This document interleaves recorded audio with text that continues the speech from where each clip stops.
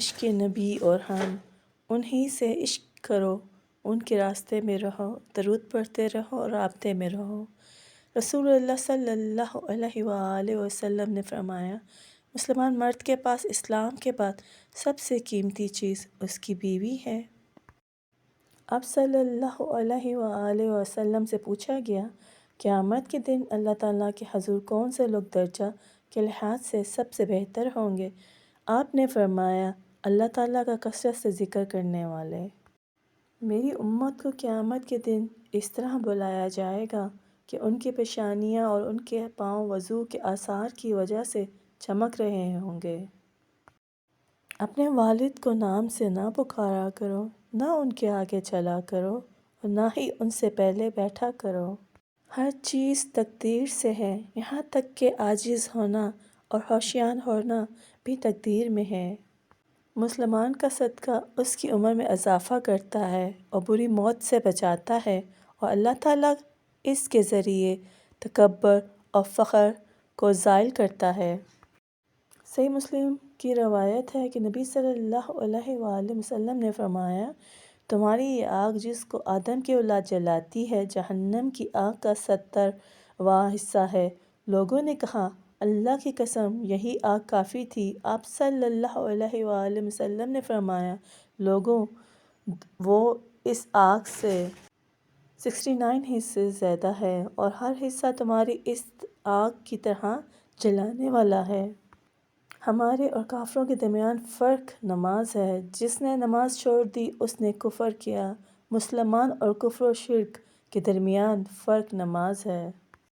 گالی گلوچ کرنے والے دو آدمیوں میں سے گالی کا گناہ ان میں سے شروع کرنے والے پر ہوگا جب تک مظلوم حد سے آگے نہ بڑھ جائے۔ اگر کوئی شخص مر جائے اور اس کے ذمہ روزے واجب ہوں تو اس کا ولی اس کی طرف سے روزے رکھ دے۔ گناہ وہ ہے جو دل میں کھٹکے اور جس کا لوگوں پر ظاہر ہو جانا تجھ کو پسند نہ ہو۔ لوگوں پر آسانی کرو، سختی نہ کرو، اور خوشی کی بات سناؤ، نفرت نہ دلاؤ۔ جس شخص پر تنگ دستی مسلط ہو جائے وہ مجھ پر کثرت سے درود پاک پڑھے، اس لیے کہ درود پاک تنگ دستی کو ختم کر کے کثرت رزق اور حاجات کو پورا کرنے کا باعث ہے۔ جو گھر کے اخراجات اور غربت کے خوف سے شادی نہ کرے وہ ہم میں سے نہیں۔ پوچھا گیا کہ جنت کتنی دور ہے؟ آپ صلی اللہ علیہ وآلہ وسلم نے فرمایا، جنت 2 قدم پر ہے، پہلا قدم نفس پر رکھ دو، دوسرا قدم جنت میں ہوگا۔ سبحان اللہ! تمہارے لیے یہی گناہ کافی ہے کہ تم ہمیشہ جھگڑتے رہو۔ جنت میں کھجور کا درخت لگوائیں۔ حضور اکرم صلی اللہ علیہ وآلہ وسلم کا فرمان عالی شان ہے کہ جو شخص یہ کہتا ہے، سبحان اللہ العظیم و بحمدہ، اللہ پاک ہے، عظمت والا ہے اور تمام خوبیاں اسی کے لیے ہیں، اس کے لیے جنت میں 2 درخت لگا دیا جاتا ہے۔ آگ میں حساب۔ حدیث پاک میں ہے، جو شخص جس چیز کے ساتھ خودکشی کرے گا وہ جہنم کی آگ میں اسی چیز کے ساتھ عذاب دیا جائے گا۔ جب تو مریض کے پاس جائے تو اس سے کہہ کہ تیرے لیے دعا کرے کہ اس کی دعا فرشتوں کی دعا کی طرح ہے۔ جس شخص کو نرمی اور مہربانی سے محروم کیا جاتا ہے وہ گویا نیکی سے محروم کیا جاتا ہے۔ سبحان اللہ کی فضیلت۔ سیدنا ابو ہریرہ رضی اللہ عنہ تعالیٰ سے روایت ہے کہ نبی صلی اللہ علیہ وآلہ وسلم نے فرمایا، جس نے سبحان اللہ و بحمدہ ایک دن میں 100 مرتبہ پڑھا اس کے تمام گناہ مٹا دیے جائیں گے، اگرچہ اس کے گناہ سمندر کی جھاگ کی برابر ہی ہوں۔ قیامت کے روز خدا کچھ لوگوں کو چونٹیوں کی شکل میں اٹھائے گا، لوگ انہیں اپنے قدموں سے روندیں گے۔ پوچھا جائے گا، یہ چونٹیوں کی شکل میں کون لوگ ہیں؟ انہیں بتایا جائے گا، یہ وہ لوگ ہیں جو تکبر کرتے تھے۔ ایمان کی دولت قسمت والوں کو ملتی ہے۔ رسول اللہ صلی اللہ علیہ وآلہ وسلم نے فرمایا، بے شک اللہ رب العزت نے تمہارے درمیان اخلاق بھی ایسے ہی تقسیم فرمائے ہیں جیسے کہ رزق تقسیم فرمایا ہے، اور اللہ اس کو بھی دنیا عطا فرماتا ہے جس سے وہ محبت کرتا ہے، اور اس کو بھی جس سے وہ محبت نہیں کرتا، البتہ ایمان صرف اسی کو عطا فرماتا ہے جس سے وہ محبت کرتا ہے۔ سبحان اللہ۔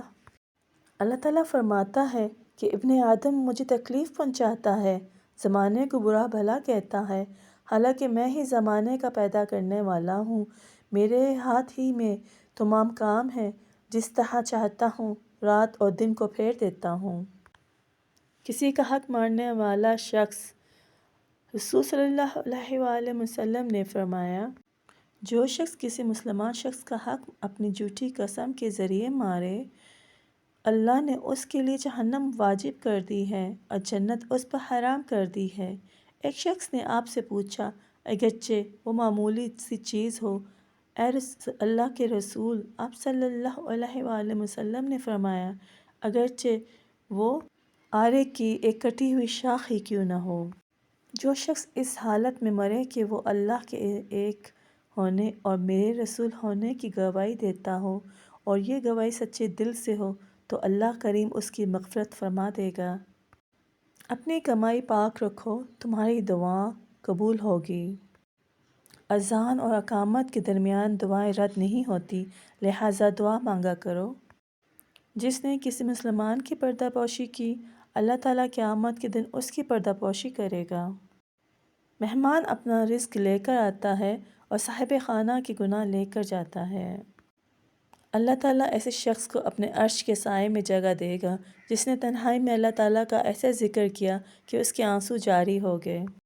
جو شخص نجومی کے پاس آیا اور اس سے کوئی سوال پوچھا، اس کی 40 دن رات کی نمازیں قبول نہیں کی جاتی۔